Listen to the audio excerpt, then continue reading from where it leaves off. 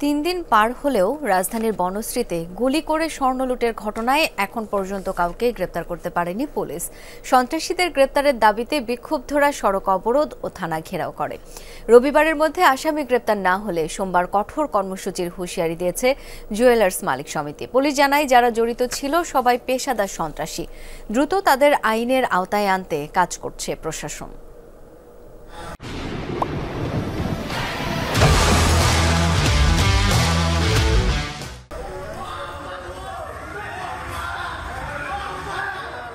রোববার রাতে রাজধানীর বনশ্রীতে ব্যবসায়ী আনোয়ারকে গুলি করে স্বর্ণ লুটের ঘটনায় রামপুরা থানা ঘেরাও করেছে স্বজন ও ব্যবসায়ীরা।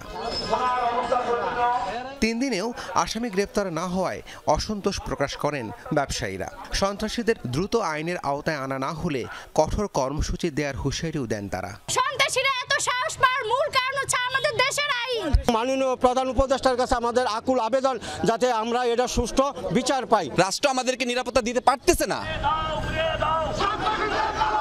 এর আগে বনশ্রীতে মানববন্ধন শেষে সড়ক অবরোধ করেন ব্যবসায়ীরা। ৩ দিন হয়ে গেল, ওনারা একটি আসামিকে গ্রেফতার করতে পারে নাই। তিল করে জমানো একটা ব্যবসায়ীর জীবন নষ্ট করার কোনো মানে হয় না। তবে পুলিশ জানায়, এ ঘটনায় আসামিদের আইনের আওতায় আনতে কাজ করছে প্রশাসন। গত ৬ মাসের আমি থানায় যোগদান করার পরে এরকম কোনো ঘটনা সংঘটিত হয় নাই। এই অনাকাঙ্ক্ষিত ঘটনা ঘটে গেছে, এটার জন্য আমরা বিব্রত এবং আমরা চেষ্টা করতেছি। ওসি আরও জানান, রাজধানীর বাইরে থেকে আসা পেশাদার সন্ত্রাসী চক্র এমন ঘটনা ঘটিয়েছে।